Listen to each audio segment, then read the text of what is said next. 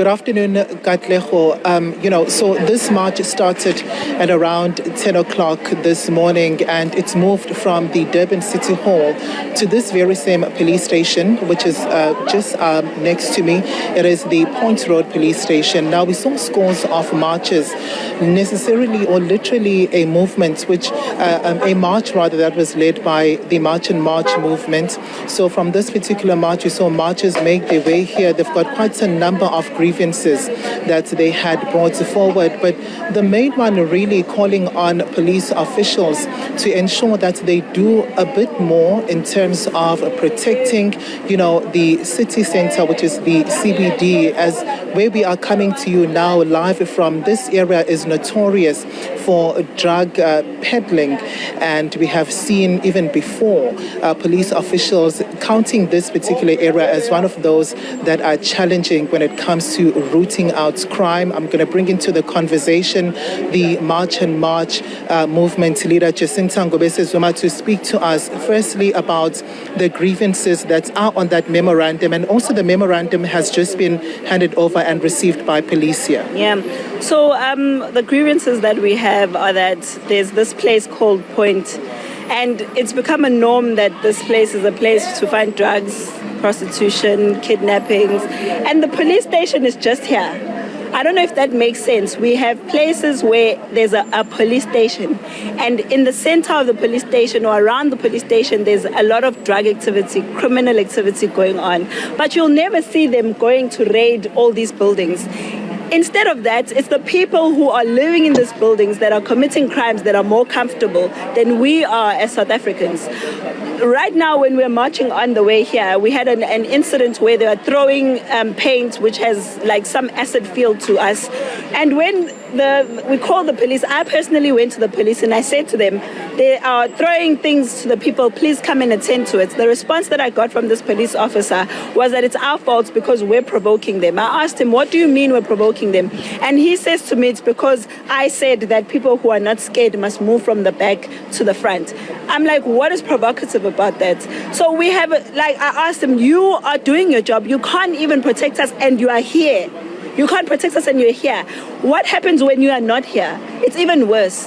They have become so comfortable with criminals that we know that there are police who are criminals themselves, and they are working with the criminals here. That's why you'll find people selling drugs in broad daylight, and nobody's going to do anything because our government is making it a norm to have these mushrooming places where there's people from all over the world coming and living in those places, occupying those spaces, and making us feel uncomfortable in our own country. And they won't do anything about it. You know why? Because most of them are criminals. We know and we've heard from the Madlanga Commission and all these ad hoc commissions that our police are in cahoots with criminals. And we are all asking now that the SAPS make sure that they root out the criminal police that are criminals. They're not even taking that seriously. We've got police who are criminals. Even generals, we've seen that.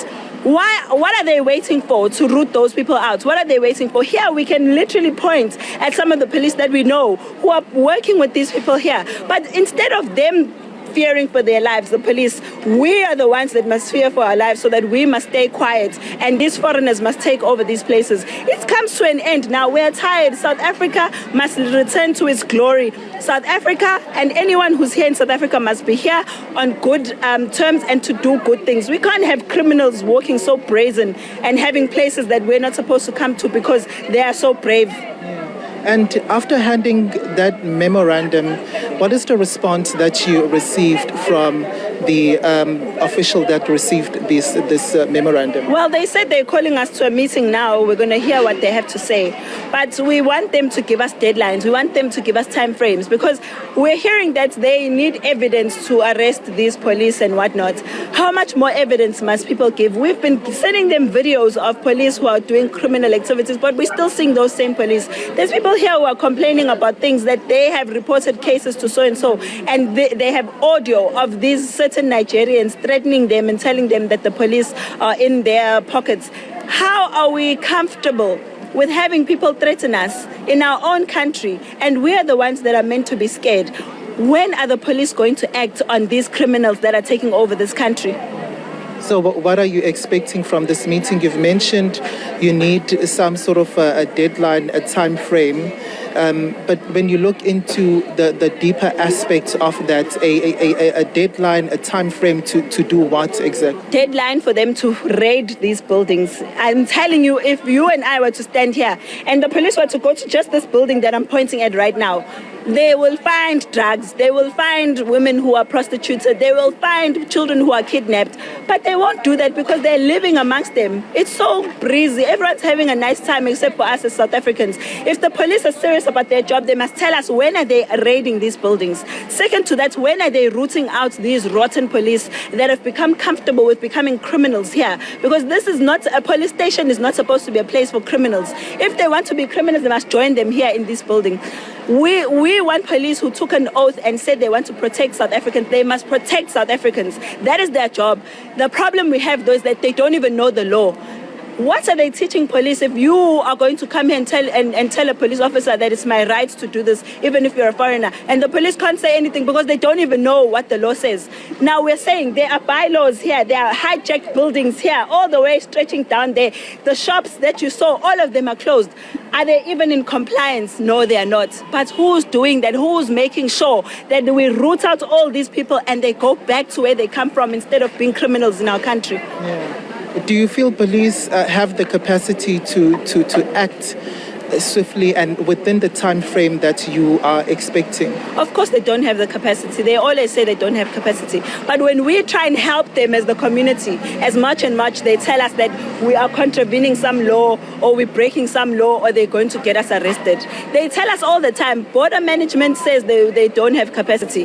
The immigration officers, they don't have capacity. The police, they don't have capacity. The community then has capacity. And we're going to use that capacity.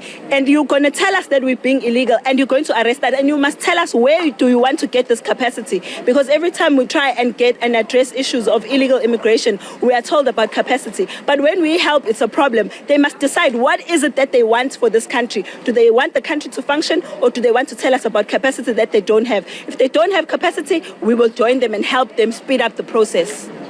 All right, and the issue of hijacked buildings, it's also one of your area of concerns, right? Yes, they hijack these. There's so many problems. Like standing here, I can see like 50,000 problems. There's a school down the road. That school is known that it only has about 80% of people who are not South African. What is the point of having a school where 80% of those people are not from South Africa? Why are we educating children and not educating children of South Africa who don't have space? Some of the parents here have come to us and complained that their children have to travel all the way on the other side to get schools. Is there anything that works in this country? Nothing works. All right, so those are, of course, questions that need to be answered. Thank you so much for your time. Jacinta Ngobese Zuma speaking to us, really, Katleho, about today, the purpose of this march. A memorandum has been handed over, and there is a meeting that they are going to be locked in now with some police officials to find a way moving forward, in terms of addressing their concerns. But there have been quite strong allegations coming through from that conversation, which would also require for police to also respond to. One of those, allegations being that police are colluding with criminals here. This particular area is so popular for having, a lot of drug dealings coming out of this area, saying that police are aware of this, but they are turning a blind eye. Katleho, it's back to you.